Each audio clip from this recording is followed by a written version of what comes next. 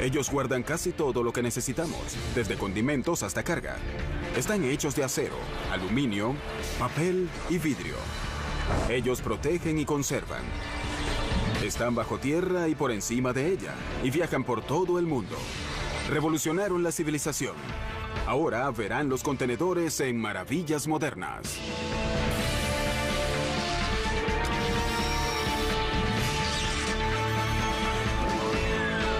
Maravillas Modernas.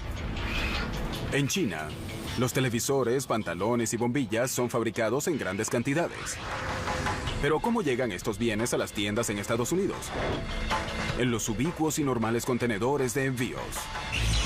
Para mover todas esas cosas desde los sitios mar afuera hasta la tierra firme se necesitan muchas cajas grandes. Y las cajas grandes de las que hablamos son los contenedores de 14 metros que viajan por los caminos con los pantalones, televisores o llantas que vemos guardados en estantes en las tiendas. El viaje del contenedor desde su punto de origen hasta la tienda es largo.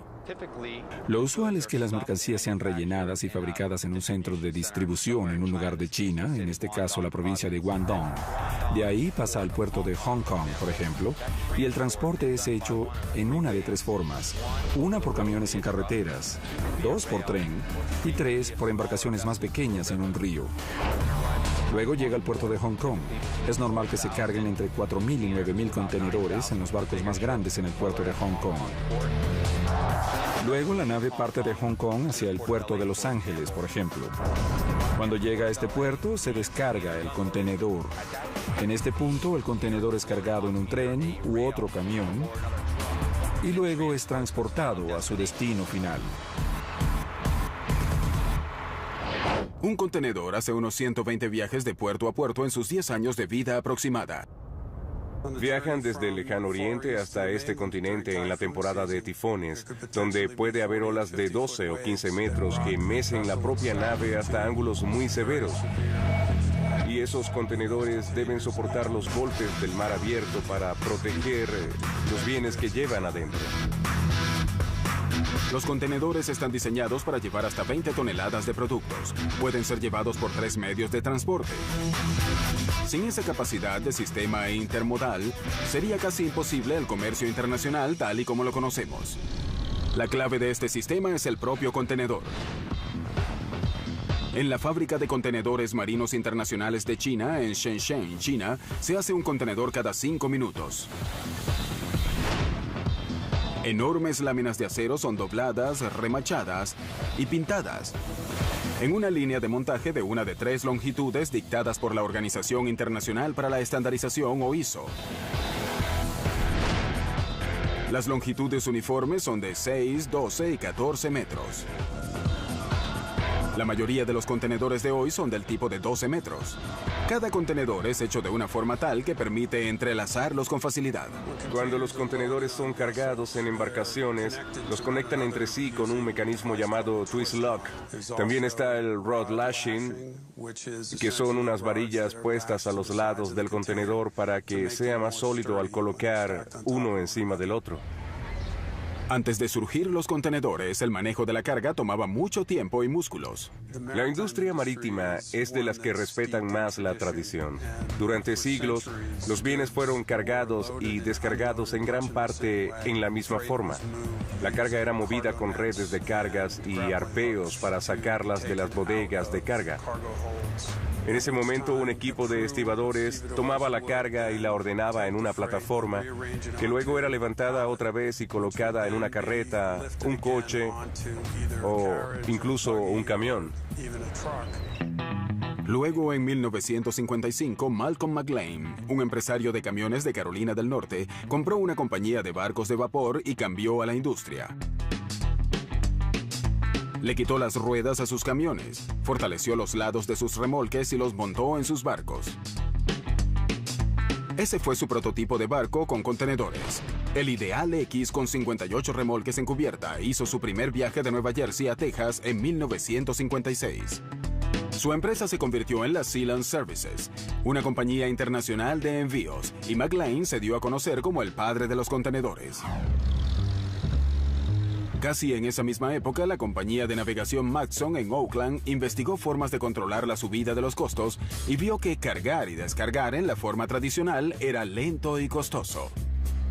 Como resultado de su investigación, Matson creó su propio programa de contenedores que revolucionó en forma efectiva el movimiento de bienes en el área del Pacífico. En 1958, Matson sacó sus primeros contenedores de la bahía de San Francisco. Había 20 contenedores en el Hawaiian Merchant de Matson. Eso fue un cambio enorme en la forma en que la economía hawaiana era asistida desde el continente. El embalaje en contenedores cambió los muelles. Los operadores de grúas reemplazaron a los estibadores, que una vez definieron los muelles de descarga. Para mover a los pesados contenedores de acero se creó la grúa pórtico o portainer. Ella requería de solo un conductor en una cabina muy elevada para mover la carga desde el barco hasta la orilla. Mientras más empresas navieras empezaron a usar contenedores, su estandarización y posibilidad de intercambio se volvieron cruciales para el sistema intermodal. Todas las industrias de transporte tuvieron que adaptarse. Para los camiones tuvimos que hacer que los chasis y bases de los camiones pudieran recibir contenedores de 6 y 12 metros. En los trenes hicimos lo mismo. Nos aseguramos que los puentes o pasos superiores en Estados Unidos encajaran con su altura. Y para las embarcaciones hicimos que los espacios donde se encajaban los contenedores fueran de 2.5 metros de ancho y 2.6 metros de altura y obviamente 6 o 12 metros. Para el 2005, casi el 90% de toda la carga era movida en contenedores estandarizados. Pero cuando los contenedores llegaron para facilitar el comercio mundial, el mundo se volvió más peligroso. Es obvio que después del 11 de septiembre, la seguridad subió en forma exponencial. Ha habido muchos ejemplos en donde terroristas se han metido sin autorización en contenedores para entrar de contrabando en Estados Unidos. Otro ejemplo podría ser el de insertar un arma de destrucción masiva en el propio contenedor. Por eso, compañías como la GE Security crearon un dispositivo para resguardar al contenedor en su vulnerable viaje. La forma en que instalamos el mecanismo de seguridad en los 13 millones de contenedores en existencia se parece mucho a cómo se instala una pieza de Lego. El CSD solo se encaja en el marco de la puerta del contenedor ISO. El dispositivo tiene un sensor magnético que monitorea las veces que se abre la puerta y una unidad esencial de procesamiento que registra el tiempo del evento. La antena es la única pieza afuera del contenedor. Al terminar de cargar, el fletador entra al sistema, mete un código de acceso, registra el número del contenedor y autoriza su sellado. En respuesta, el dispositivo transmite un diario de datos sobre cada vez que se abre y se sella una puerta o cuando acceden electrónicamente a él. Antes que el contenedor llegue a puerto, la protección de aduanas de Estados Unidos lo analiza desde una perspectiva de seguridad. Basándose en sus normas de riesgos, ellos deciden inspeccionar desde una cifra baja como el 1% hasta una más alta de 8 o 10% de los contenedores, dependiendo del perfil de riesgo del contenedor. Una forma es a través de la tecnología, con un rayo X a la caja para ver si hay armas de destrucción en ella. Otra forma es abrir la caja y revisar su contenido. En un futuro cercano, los contenedores con este dispositivo pasarán las aduanas en menos tiempo y harán llegar los productos a las tiendas con más seguridad y rapidez. Después que el contenedor es abierto en los almacenes, suele haber más contenedores adentro que guardan muñecas. Hay cientos de contenedores más pequeños que descansan dentro de cientos de cajas en el interior del contenedor de carga. Y el material que mantiene juntos a la mayoría de los contenedores más pequeños es la tabla de fibra corrugada. Con papel hecho de pinos del sur y con un 70% de fibra reciclada, esta fábrica Georgia Pacific en Richmond, Indiana, produce 65,000 toneladas de fibra corrugada al año. Uno diría que estas son cajas de cartón, pero la industria no desea que las llamen así. Si ven la mayoría de las cajas o contenedores, ellos solían estar hechos de capas de papel fino que formaban un cartón. Así es como lo llamaban antes. Y muchos de los paquetes eran hechos de cartón en aquella época. Hoy hay muchos productos hechos de fibras corrugadas. En 1890, Roger Gere, un impresor y fabricante de bolsas de papel de Brooklyn, creó el cartón corrugado. y al final cambió la forma en que empacamos y fletamos hoy en día. Las cajas corrugadas de hoy día son más fuertes y usan menos papel que las cajas de cartón. Las cajas que hacemos están hechas de 3 componentes. Esto es el revestimiento de la lámina. Es de color marrón. Su apariencia es la de una bolsa de papel de supermercado. El interior de la caja es lo que llamamos un medio, al que ponemos estrías. Es un proceso muy similar al que hacemos al planchar para quitarle las arrugas a una camisa. Pero aquí le ponemos arrugas a nuestras láminas. Utilizamos calor para acondicionar el papel y vapor para que permita formar las estrías. Luego ponemos almidón para que sea la pega o el vínculo y así tomamos las 2 piezas separadas de papel y las pegamos. Así que se parece mucho a 2 conjuntos de engranajes que se juntan. El medio irá entre los 2 y será formado después en las estrías. Los arquitectos han sabido por miles de años que un arco con una curva adecuada es la forma más sólida de extender un espacio. El mismo principio se aplica a la tabla de fibra corrugada. Los arcos en el medio corrugado, al fijarlos a la tabla de revestimiento, resisten el doblado y la presión de todas las direcciones. Cuando una pieza de tabla combinada es puesta en su extremo, los arcos forman columnas rígidas capaces de soportar mucho peso. Al aplicar presión al lado de la tabla, el espacio entre las estrías actúa como un colchón y protege el contenido del contenedor. Después que el medio es estriado en el corrugator de 90 metros de largo, se pega la capa final a la tabla de fibra. Así que en ese punto tienes 2 o 3 sustratos unidos que luego viajan al otro lado de la máquina, donde le aplicamos una pega fría que es un acetato de polivinílico, muy similar a una pega de Elmer. Luego le ponemos otra capa fina adhesiva de pega en las puntas de las estrías y después unimos el revestimiento impreso encima de eso. Esta máquina toma las planchas que vimos como laminaban. Las metemos por esta línea una a la vez. Las enviamos a una estación de corte donde las corto con un cortador que parece de galleta. Tengo una regla para cortar y un rodillo para pliegues dentro del tinte que corta la tabla y la pliega donde debe plegarla. Luego pasa a la estación 2, donde le raspamos el exceso.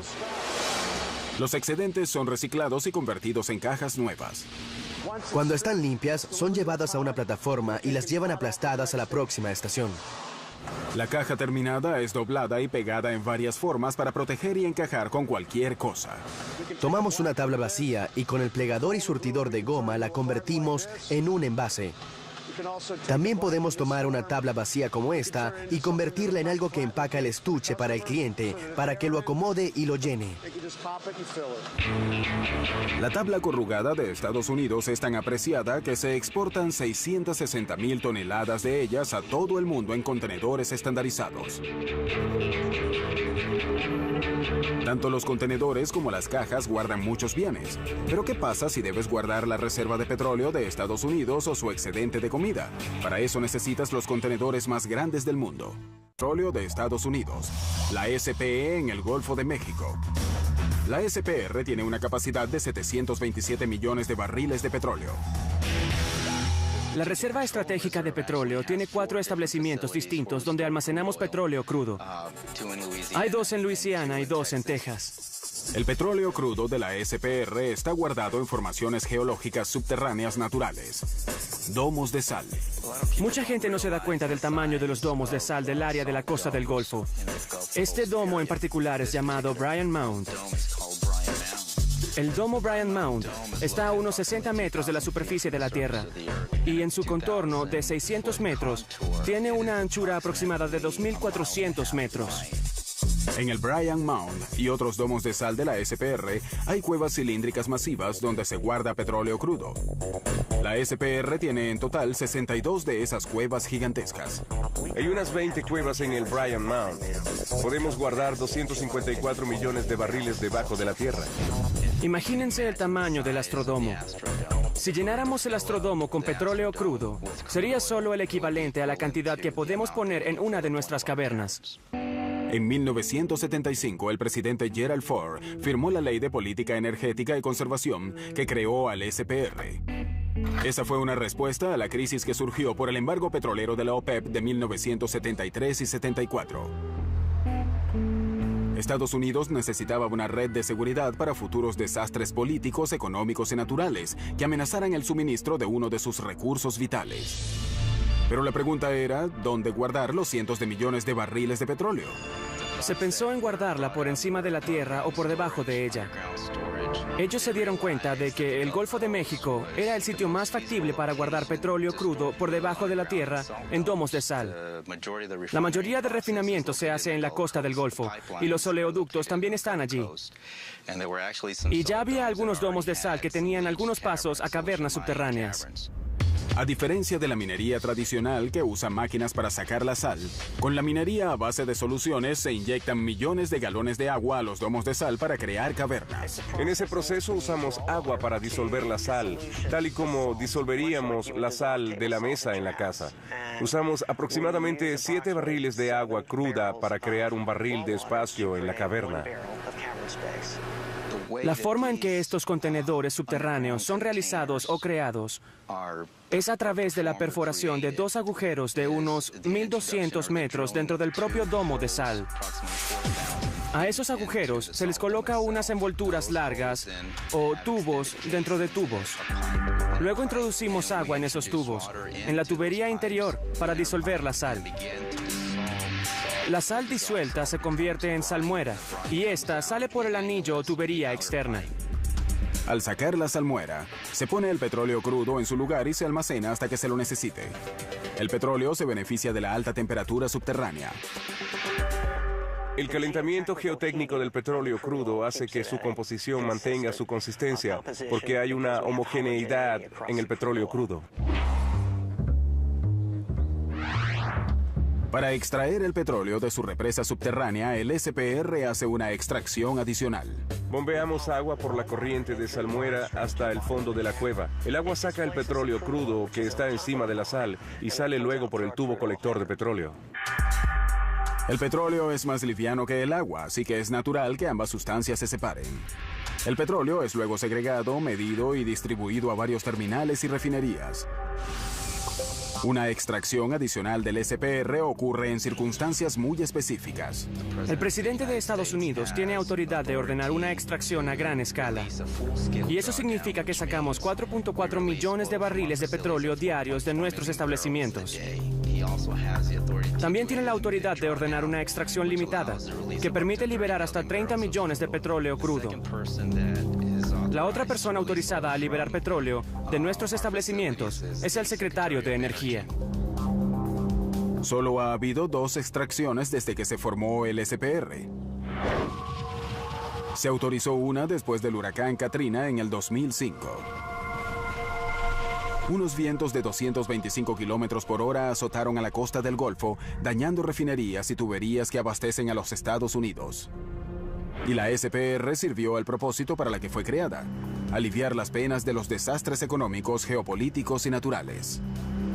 Debemos estar listos para cuando el presidente decrete una extracción total, en la cual podremos suministrarle petróleo crudo al país. Y en esa situación tendremos que estar listos, casi igual que los militares. La reserva estratégica de petróleo es quizá el contenedor subterráneo más grande del mundo. Pero hay otros contenedores que guardan vastas riquezas por encima de la tierra: los silos. Estamos sobre un silo de 33.5 metros de altura y 18 metros de diámetro. Este es el que almacena 6.342.000 litros. Debido a su altura, un silo puede tener una base pequeña y aún así contener gran cantidad de lo que haya que almacenar, como granos, arena, maíz, para mencionar algunas cosas. Los ascensores verdes y las plantas de alimentación están compuestos de silos múltiples. Aunque parece una estructura simple, un silo es en verdad un edificio muy complejo. En la granja Crowell County, en el condado Liberon, en Pensilvania, un equipo de construcción de la Sollenberg Silos Corporation hace un nuevo silo de granja usando el método de Jump Form. Si observan los moldes, verán que son de 1 metro de altura y hay 3 moldes de 1 metro en el concreto. Después que terminen de vaciar el concreto en un molde, los trabajadores los soltarán y los sacarán y los haremos saltar al siguiente nivel. Por eso se llama método de salto del molde. Para vaciar el concreto se requiere de precisión y rapidez. Él da vueltas continuamente en un vehículo para que el concreto llene el nivel del molde. No debe ponerlo todo en un solo sitio porque si no abultará los moldes. Por eso se llena todo en forma pareja. Soportes de barras de acero son colocados en el concreto. Los ingenieros diseñaron estos silos basándose en el material almacenado ahí. Si almacenamos maíz, hay mucha presión horizontal. Por eso necesitamos más acero que da fuerza en las paredes de los silos. Cuando lo termine en este silo tendrá una altura de 28 metros y un espacio de 8.800 metros cúbicos de almacenaje. Los silos de hoy son versiones épicas de sus predecesores. El científico Franklin Hiram King patentó el primer silo en 1889. El silo de King era un granero modificado de forma cilíndrica. Él sabía que la estructura cilíndrica era fuerte y reducía la descomposición de su contenido. El silo de King evolucionó y se convirtió en este gigante, el silo más grande en Estados Unidos. Tiene una altura de 45 metros y está en el condado Berks, en Pensilvania. En este silo grande hay una capacidad de almacenaje de más de 2.548 metros cuadrados. El dirigible de Goodyear tiene unos 2.000 metros cuadrados, así que esto es más grande. En la mayoría de los silos modernos reina el concreto. Siempre he dicho que el concreto es para toda la vida. Requiere de poco mantenimiento y puedes poner casi de todo en él. Los silos y tanques de almacenaje del SPR son impresionantes. Pero hay otro contenedor pequeño y humilde que usamos a diario y cambió el curso del mundo. La lata de metal. Múltiples apariciones alrededor del mundo. La lata de metal es uno de los contenedores más importantes. Esta cosa de apariencia sencilla revolucionó la industria de bebidas y alimentos. Los supermercados en todo el mundo y nuestros gabinetes de cocina están llenos de latas de todas formas y tamaños. Son tan comunes que la gente no se da cuenta de todo el trabajo y esfuerzo puesto en hacer una lata. En primer lugar, la rapidez con que se hacen las latas asombra mucho a la gente.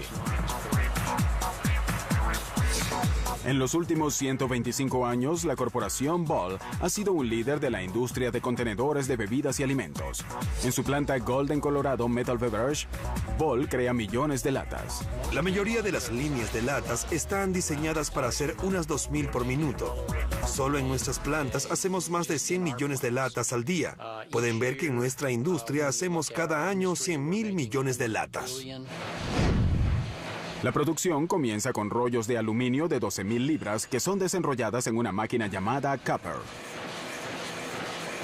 El Capper crea esta pieza de producto que es en realidad el primer proceso para hacer una lata de 2 piezas. Este proceso golpea 12 de estas a la misma vez, que luego son llevadas a una máquina llamada The Body Maker. El Body Maker mete un molde de acero en la copa que extiende el aluminio. Aquí pueden ver que está sin recortar, está un poco tosca arriba. Antes que la lata salga del Body Maker, su tope es cortado hasta su tamaño estándar y se crea un domo de presión. Aquí está el domo de presión que resiste la carbonatación y evita que la lata se abulte. Esta lata es recortada para que tenga su acabado de fábrica. Y así cada una tiene este lindo tamaño recortado y todos son iguales después de este punto. Después, cada lata va a un sistema de lavadoras y secadoras que producen contenedores limpios listos para su próxima fase, la impresora. La impresora es la máquina que fija el ritmo de la línea de latas. Aumenta su velocidad o la baja y el resto de la línea de latas debe portarse de la misma forma. La impresora usa 8 colores para diseñar etiquetas. Luego, un barniz fino cubre el trabajo de arte. Desde aquí, las latas entran a un horno que hornea y fija la tinta y el barniz. Esa lata va después desde ese horno a lo que llamamos las máquinas de rociado interno. Ellas rocían el interior de la lata con una capa que también es horneada después, así que no está expuesta a ningún metal. En cada fase de la línea de producción, las latas deben ser perfectas, o si no las descartan y reciclan. El paso final antes del envío es crear un cuello y una pestaña a la lata. Le ponemos un cuello y una pestaña a la lata. El cuello y la pestaña le dan mucha fuerza y la preparan para el final, que viene después que la lata es llenada con el producto. Al llegar al final, esta pestaña es enrollada en lo que llamamos una doble costura, que le da un sello hermético. El producto es preservado en forma perfecta de la luz y oxígeno y nada se sale de la lata hasta que la abres.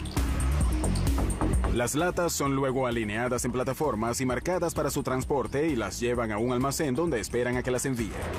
Pero la fabricación de contenedores de alimentos no fue siempre tan rápida o dinámica. El origen del contenedor esterilizado puede ser rastreado hasta un general del siglo XVIII, Napoleón Bonaparte. En 1795, cuando Napoleón trataba de conquistar Europa, tuvo muchas dificultades para obtener la comida para sus ejércitos. Él recurrió al gobierno, que empezó un concurso para crear un sistema de alimentación que hiciera alimentos imperecederos. Un tipo llamado Nicolas Appert tomó ese proyecto en 1795. Nicolas Appert tardó casi 15 años, pero triunfó. Él cocinó parcialmente la comida, la puso en un contenedor de vidrio, lo encorchó y lo hirvió. El inglés Peter Durand tuvo una idea distinta. Trabajó con metal en lugar de vidrio a comienzos del siglo XIX. A él se le ocurrió una forma de usar metal en lugar de vidrio con el mismo proceso, básicamente. Pero la lata de metal era más duradera, no se rompía. El resultado fue que el proceso de Durand esterilizaba y duraba más. Durand combatió el óxido que se formaba en sus latas de hierro con un revestimiento de hojalata que protegía la comida. Luego le soldaba una tapa a la lata después de llenarla. Ese fue el amanecer de la lata de hojalata. El avance de Durand halló pronto aplicaciones prácticas como la preservación de frutas y vegetales, que ahora retenían su valor nutricional. El escorbuto, que acabó con muchos marinos ingleses, se acabó. Los marineros que una vez carecieron de nutrientes podían soportar ahora viajes largos. En la Guerra Civil estadounidense, los soldados de la Unión dependían casi tanto de la comida enlatada como de la pólvora para sobrevivir. Eso fue algo que permitió a la civilización hacer otras cosas aparte de buscar forraje. Así que la preservación de la comida en una forma segura les permitió empezar a hacer otras cosas. Ese fue en verdad el comienzo de la industrialización. En las décadas siguientes, la automatización hizo florecer a la industria de la lata de hojalata. En la Segunda Guerra Mundial, el valor de las latas se enraizó en la mente de los soldados estadounidenses. 2/3 de las comidas de los soldados de la Segunda Guerra Mundial venían enlatadas. Luego ellos volvieron a casa y las familias se dispersaron y fueron a otros lados, y el resultado fue que confiaban mucho en la comida enlatada. En la era de la posguerra, la comida enlatada se volvió una costumbre en cada hogar e impulsó la industria. Hoy en Estados Unidos procesamos entre 33.000 millones y medio y 34.000 millones de latas cada año. El contenedor de metal ha sido amenazado por otras formas de empaque, de plástico y empaques flexibles y cosas como esas. Y les diré que he visto muchas veces escrito el obituario de la lata de metal. Pero al final el contenedor de metal seguirá sobreviviendo. Aunque la lata de metal sea el contenedor más importante en el mundo, otra lata con un gran avance casi eclipsó su importancia: la lata de aerosol. La lata de aerosol surgió en la década de los 40. De nuevo, la guerra demostró ser un gran empuje para una gran innovación. El gobierno estadounidense financió la investigación de un contenedor portátil que los soldados podían usar con facilidad para acabar con insectos dañinos. Este mecanismo fue invaluable para las tropas en el Pacífico, donde reinaba la malaria. A ese insecticida en aerosol se le acredita haber salvado a miles de soldados. El éxito de la lata de aerosol en la guerra se extendió pronto al frente civil, donde las familias usaron de todo, desde aerosol para el pelo hasta medicinas, cada vez con más frecuencia. Una lata de aerosol está hecha de acero o aluminio y funciona con un propelente. El propelente es un gas. Al hundir la boquilla de arriba, la fuerza del gas que presiona al producto hace que se mueva a través del tubo de inmersión y salga al final por la boquilla. La boquilla estrecha atomiza el líquido y forma una neblina fina. Las primeras latas de aerosol usaron gas liquidificado que contenía clorofluorocarburo, o CFC. Pero los científicos descubrieron que el CFC dañaba a la capa de ozono. Para 1978 fueron removidos del 90% de los aerosoles en Estados Unidos. En los años 80, los CFC fueron prohibidos en todo el mundo, pero los fabricantes hicieron propelentes inofensivos. Hoy, la industria del aerosol hace más de 3.000 millones de contenedores cada año. Y aunque la lata selló su lugar en la sociedad, un contenedor de plástico le puso la tapa a la comida fresca y cambió las cocinas para siempre. Es un pájaro. Es un avión. Es Maravillas Modernas.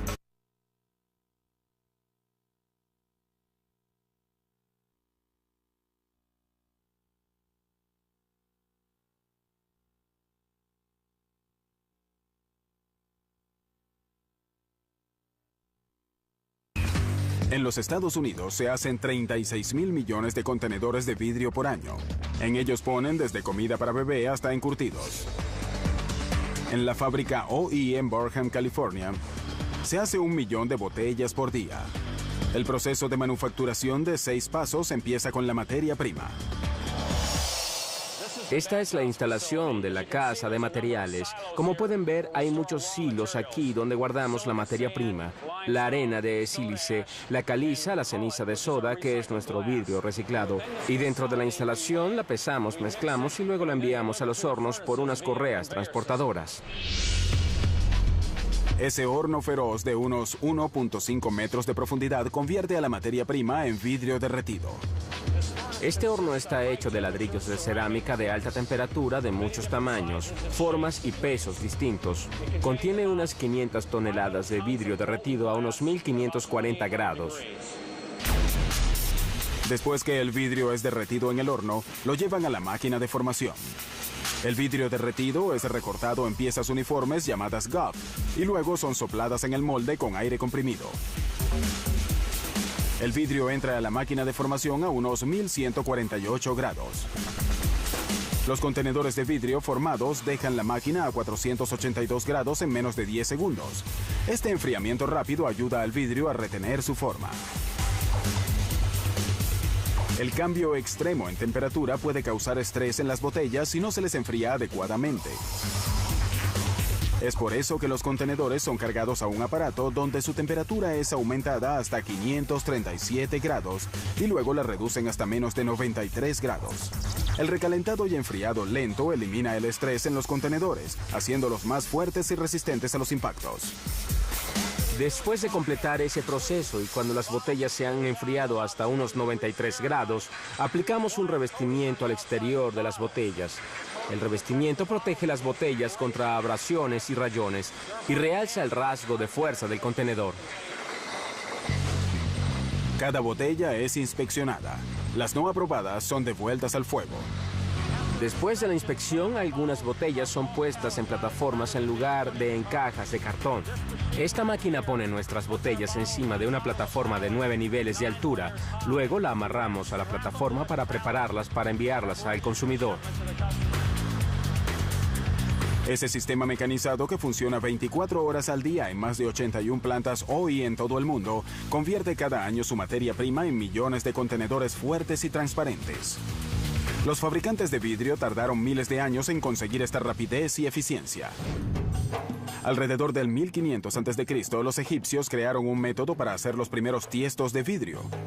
Hundían un molde de arena compactada en vidrio derretido y volteaban el molde para que el vidrio se adhiriera a él. Mientras estaba suave, el molde cubierto de vidrio era rodado en una piedra para lajas para alisarlo o decorarlo. Luego, en algún momento entre el 27 a.C. y el 14 después de Cristo, el soplado de vidrio transformó la fabricación de contenedores de vidrio. El soplado de vidrio ha seguido casi sin cambios. Cuando el vidrio lo calientan y transforman en un semilíquido, lo ponen al extremo de una varilla llamada ponti. El soplador de vidrio sopla en el Ponti para moldear el vidrio y hacer contenedores de distintas formas. En 1880, más del 25% del vidrio hecho en Estados Unidos era usado para botellas comunes. Estas eran sopladas una a la vez. Eso cambió en 1903 con una invención de un joven soplador de vidrio de Ohio. La primera máquina de botellas automática creada por Mike Owens hacía 9 botellas por minuto. Para poner eso en perspectiva, la producción de esa máquina en un día habría requerido de 36 hombres trabajando 18 horas, soplando botellas a mano. Después vino el llenado a alta velocidad y las líneas de empacamiento. La O en OI significa Owens, y gracias a su máquina la compañía formó su negocio mundial de contenedores. Ella hace millones de contenedores de vidrio cada año. Antes de la posguerra, en los años 40, los contenedores de vidrio y metal eran las opciones más comunes para guardar comida. Pero llegó un hombre llamado Earl Tupper que revolucionó la preparación y almacenado de la comida. Mucho antes de que surgiera Earl Tupper, aún faltaba tiempo para la llegada de muchos refrigeradores. Mucha gente aún hacía que le llevaran hielo a sus casas. Los contenedores de comida estaban diseñados para guardar el producto por un día o algo así. En los años 40, la industria del plástico aún estaba en su primera etapa. Los contenedores de plástico eran difíciles de mercadear porque eran quebradizos, grasosos, malolientes y poco confiables. Por lo tanto, Tupper creó 2 innovaciones en la tecnología del plástico. Él ayudó a desarrollar el proceso de refinar el residuo de polietileno. Este residuo es una sustancia negra, un producto derivado del refinamiento de petróleo. A través de este proceso, él pudo desarrollar un material muy duradero y muy flexible que era maravilloso para la conservación de la comida. Era un material no poroso y traslúcido también. Él creó el sello Tupper, una tapa ajustada contra el aire y agua creada por un artículo de ferretería. Él estaba un día en una ferretería y vio una lata de pintura y notó que en la lata de pintura había un sello en el centro. A él se le ocurrió la idea de que si hacía que el sello fuera alrededor de los bordes externos de un tazón, eso sería compatible con una necesidad que llegaba a su mayoría de edad en esa época cuando la gente compraba refrigeradores en los años de la posguerra. El sello podía retener cosas como la humedad y así evitaba que la comida se secara. Básicamente mantenía el sabor general y la textura de la comida con un largo tiempo de conservación. Gracias a la demostración hecha por amas de casa en las reuniones de Tupperware, las ventas se fueron al cielo. Muy pronto los macarrones y ensaladas eran mantenidos frescos en estos contenedores. La Tupperware y otros fabricantes tuvieron que crear una nueva tecnología en los años 70 cuando surgió el horno de microondas. Pero el contenedor de cenas precocinadas fue el que tuvo que cambiar más. La bandeja de aluminio y el horno de microondas no se llevan bien juntos. En la cavidad del horno no había nada para absorber la energía de microondas. Así que si metías metal ahí, todo rebotaba hacia lo que llamamos el magnetrón, que es lo que generaba las microondas. Las ondas rebotaban y lo quemaban.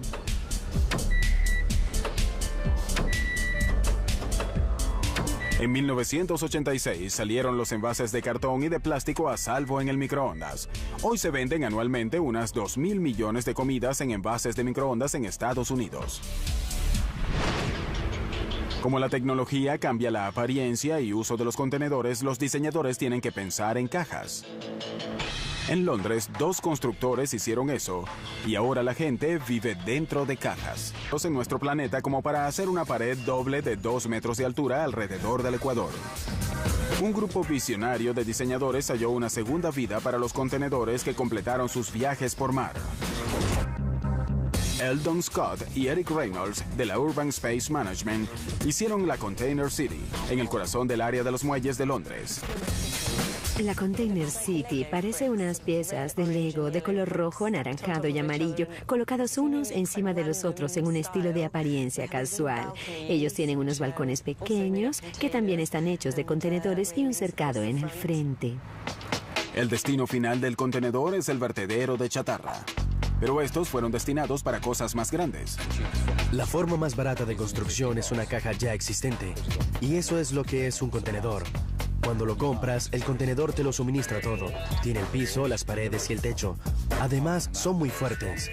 Los puedes poner en arreglos muy modernos.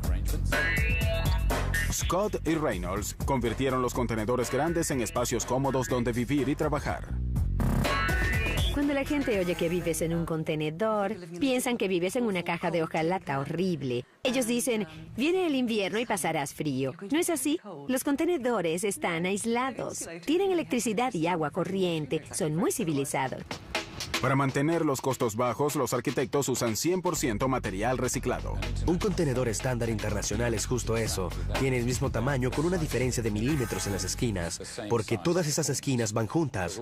Así que, por supuesto, es maravilloso construir con ellos, porque no tienes el problema de los ladrillos o bloques. Pero los contenedores son perfectos, así que puedes comprarlos donde sea y funcionarán. 5 meses tardó la construcción de Container City One, que se inauguró en mayo de 2001 y ofreció 12 estudios de trabajo. En el 2003 se le añadió otro piso en menos de 2 días, que ofreció 3 apartamentos adicionales donde vivir y trabajar. Hoy, un total de 100 unidades forman a la Container City. Había suficiente demanda y de nuevo esto prueba que estos contenedores están diseñados para apilar cosas. Ellos literalmente caen uno encima del otro y ponemos otro piso sobre ellos. El tamaño de un contenedor es de 28 metros cuadrados y su alquiler mensual oscila entre $80 y $140. El éxito de Container City hizo surgir otros edificios de contenedores para escuelas, hospitales y centros deportivos. Nos hallamos en forma accidental dirigiendo un negocio haciendo estas cosas. Al principio era solo para nosotros. La Urban Space Management se volvió internacional con sus contenedores habitables. Los venden en Sudamérica, Pakistán y Australia. Sin embargo, podrían tener competencia en Australia. Allí, el arquitecto Sean Gottsell convierte a los contenedores de envíos en viviendas de emergencia para gente desalojada por desastres como el huracán Katrina. Su concepto, llamado Future Shack, está hecho para ser producido en masa y es económico y fácil de enviar y almacenar. Las cabañas son independientes y pueden ser erigidas en 24 horas. Su interior está alineado con madera contrachapada que contiene muebles empotrados. También hay una pared divisoria que tiene las cañerías. Gottsell le añadió solo unos cambios externos. Varias estrías adicionales para asegurar la estructura a una base. Como entrada usa una abertura movida arriba con bisagras y tiene varios paneles en el techo para ventilarla. A pesar de las alteraciones, la cabaña mantiene su capacidad de navegar y ser enviada a cualquier parte del mundo, al igual que su predecesor no modificado. Los arquitectos y planificadores urbanos de todo el mundo toman nota de estas ideas modulares. Hogares, oficinas, estudios e infraestructura vial quizás sea enviada a un vecindario cerca de usted. Después de todo, un contenedor bueno nunca pasa de moda.